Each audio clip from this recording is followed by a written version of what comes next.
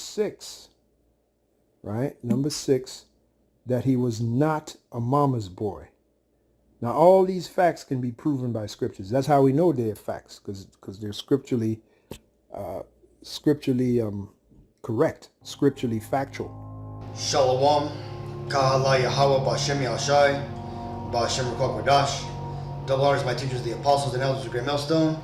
Peace and mercy to the elect, for the house of David reborn again in this generation. And Shalom to the 130 Yasharallah, who today are known as the Negroes, Latinos, and Native Americans, who before losing our true heritage, we were known as, and still are, the true Hebrew Israelites of the Holy Bible. In today's lesson, I'm going to be making a reply video to the Elder Apostle Kabar's video you see here called 7 Facts People Do Not Know About the Lord. Now, I'm going to go ahead and answer number 6, referring to that he was not a mama's boy. I thought it'd be a good subject to go into, and because right now in the world there is a big misconception that the Messiah, who the world ignorantly calls Jesus Christ, whose true Hebrew name is Yahweh Shai, was a mama's boy, right? He was all about being in his mom's arms, and you know, you look around the world and there is venerating and worshiping of his mother. Okay, and this is all thought to be a righteous act, but in fact it's idolatry and wicked.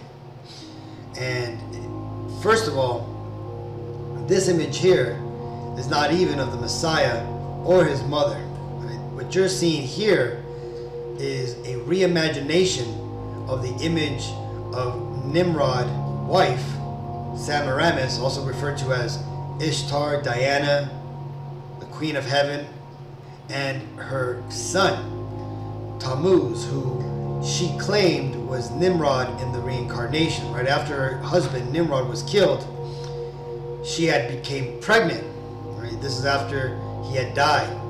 So she made up this lie that she got impregnated by the rays of the sun, and hence it was an immaculate conception or a virgin birth, and that her son was in fact Nimrod coming back, but as the son. This is where the whole term or the idea of the son and the father are the same come from, right? And this is why there's a veneration of the Father, the Son, and the Mother, which the church tries to call her the Holy Spirit, but this is all a whitewashing and a reimagining of pagan idolatry.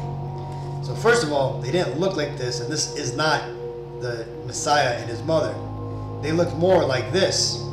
This is a more accurate depiction of what Yahweh Shai would have looked like as a child, along with his mother, Mary, who again, she was not a physical virgin, as in she never had sex, to be impregnated with the seed, the lineage of David, I should say, which came from Joseph. But the word there for virgin, what it breaks down to mean is a woman of a marriageable maiden, or one's marriageable daughter. So she was basically a young lady who was ready to be wed. Now, onto the proof to show that the Messiah was not a mama's boy. Or the first proof that we could go to is the story of the wedding that the Messiah and his mother attended, right? Where before he was actually teaching, he had gone to a wedding feast with his mother, and they had run out of wine. And in doing so, his mother, Mary, knew that he was able to do miracles and he was able to do wondrous things, which is why she had asked him to help out. And she had told the servants to basically do whatever he asked. Now, in this response to his mother, you could see that the Lord wasn't a mama's boy. He wasn't doing it. He wasn't jumping at her orders.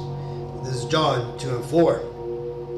Yahweh Shai saith unto her, Woman, what have I to do with thee?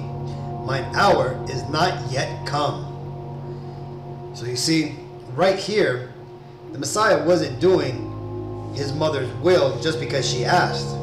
He in fact stood up to her and let her know that this was not something that he was okay doing. And he definitely wouldn't do it simply because she asked him to. Now ultimately, the Messiah went ahead and performed this miracle of turning the water into wine. The point here is that he wasn't a yes ma'am type of boy. And one of the reasons why he said his hour is not yet come is because, remember, in the law it tells you that a man cannot start to preach until he's 30. Right? You can find this in Numbers. And that's ultimately why the Messiah also started his ministry when he hit 30. And before then, he was simply just learning and going about the law righteously.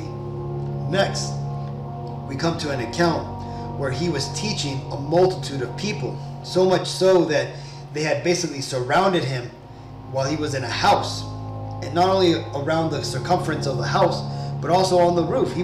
Everybody was basically rushing him, right? They wanted to get in and basically hear what he had to say. Well, what happened is his mother and his brother had come to see him because he was gone and they needed to talk to him. And one of his followers told him this.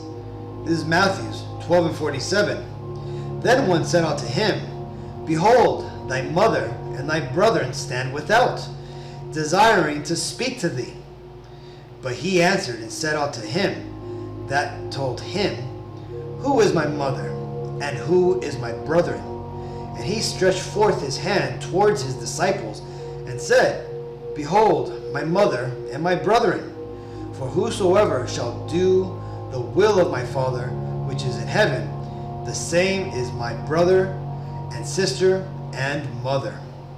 So you see there, again, the Messiah did not jump to meet his mom or to rush to her beck and call. No, why? And that's because he was not a mama's boy. He had his own business that he had to attend to. And that business was his Father's business, the Most High, Yahweh, which is Hebrew for He is. You see, though the Messiah respected and honored his mother, he also had his priorities straight and was performing the works that he had to perform. On the next account, we have the account of Luke 11:27, where he was teaching another multitude, and he was surrounded by people, and basically, in a form of flattery, a woman basically told him that his mom was a blessed vessel, and she was trying to show worship or honor to her. But let's see what the Messiah said when she tried to do this to his mother. 27, it says, And it came to pass, as he spake these things, a certain woman of the company lifted up her voice, and said unto him, Blessed be the womb that bare thee, and the paps which thou hast sucked. But he said, Yea, rather, blessed are they that hear the word of Yahweh, and keep it. You see, the Messiah, he didn't throw shade on his mom, but he also made sure to put down any worship that came her way. And who did he direct that worship to?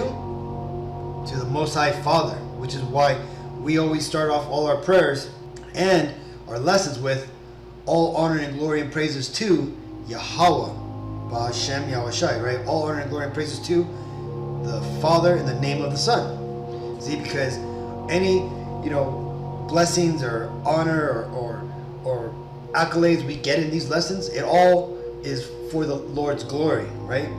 I could be making these lessons, I could be making beautiful videos, but it's not me who's making it, it's the Most High who's putting it in my spirit to make these lessons, to teach you Akim, right? So the Messiah was doing the exact same thing here.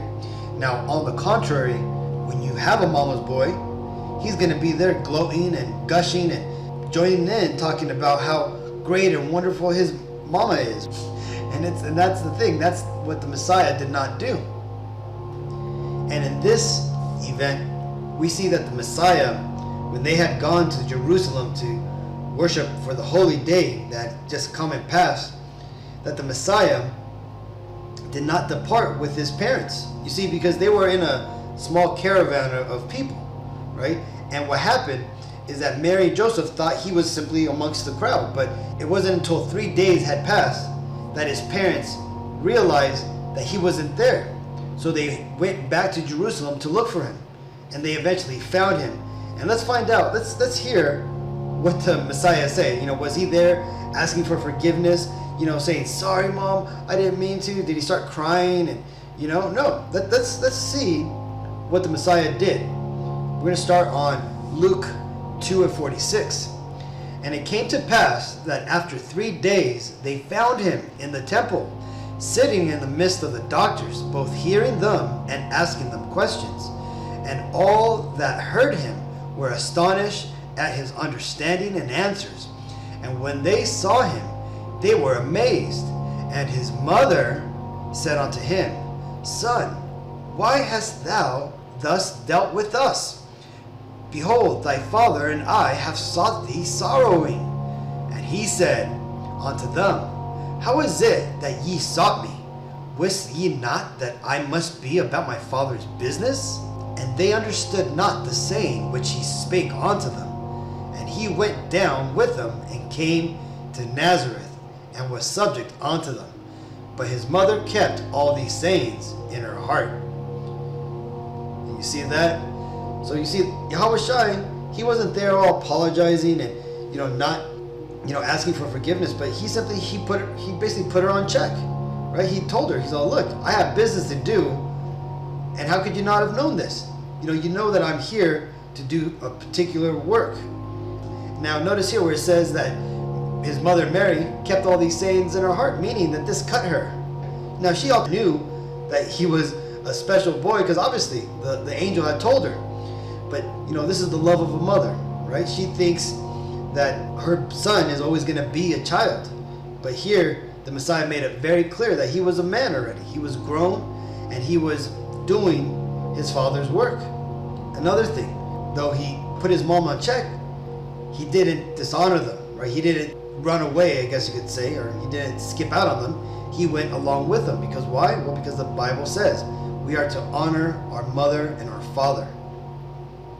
And so there you go. You see, this is a very clear example that the Messiah was not a mama's boy, but he was a stern and growing man who was coming into his own right.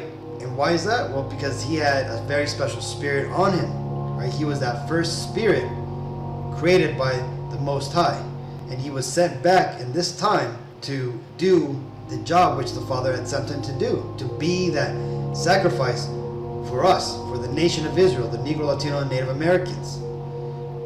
So there you have it, Akim. Clear and cut evidence that the Messiah was not a mama's boy. So hopefully this video was edifying. Until next time, I want to give all honor and glory and praises to Yahweh, Ba'Shem Yahushai, Ba'Shem Ruach Dash. Shalom.